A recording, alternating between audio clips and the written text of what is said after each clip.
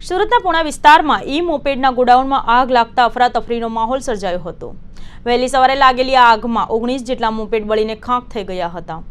Fire વિભાગ દ્વારા આગ પર પાણીનો મારો ચલાવીને કાબુ મેળવી લીધો હતો, જેમાં 60 જેટલા મોપેડ બચાવ્યા હતા। સદનસીબે ઘટનામાં કોઈ જાનહાનિ થવા પામી ન હતી। સુરતના પુણા વિસ્તારમાં મોપેડના ગોડાઉનમાં ભીષણ આગ લાગી હતી। આગ લાગવાનું કારણ અંકબંધ રહ્યું છે। વહેલી સવારે લાગેલી આગમાં 19 જેટલા મોપેડ સંપૂર્ણપણે બળીને ખાખ થઈ ગયા હતા। મહત્વનું એ છે કે મોપેડના ગોડાઉનમાં મોટી સંખ્યામાં મોપેડ મૂકેલા હતા, જેમાં અમુક મોપેડને ચાર્જિંગમાં મૂકવામાં આવ્યા હતા। તે દરમિયાન વહેલી સવારે અચાનક જ ગોડાઉનમાં ભીષણ આગ લાગી જતા નાસભાગ મચી ગઈ હતી।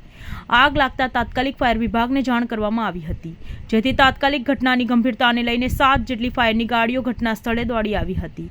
ફાઇબર અને ટાયર સળગતા ધુમાડો ખૂબ જ ફેલાયો હતો, જેના કારણે ફાયરના જવાનોએ ઓક્સિજન માસ્ક પહેરીને આગ બુઝાવવાની કામગીરી કરવી પડી હતી।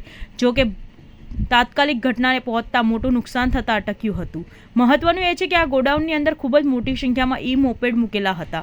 ફાયર વિભાગની તાત્કાલિક કામગીરીને પગલે 60 જેટલા આવતા બચી ગયા હતા। આ ઘટનામાં 19 જેટલા મોપેડ બળીને ખાખ થઈ ગયા હતા। આગ લાગવાનો ચોક્કસ કારણ તો જાણી શકાયું નથી, પરંતુ ચાર્જિંગમાં મૂકેલા મોપેડને કારણે સર્કિટ થઈ હોય, જેથી આગ પ્રસરી હોય તેવું અનુમાન લગાવવામાં આવી રહ્યું છે। આગની ઘટનામાં આ સદનસીબે કોઈ જાનહાનિ થવા પામી નથી।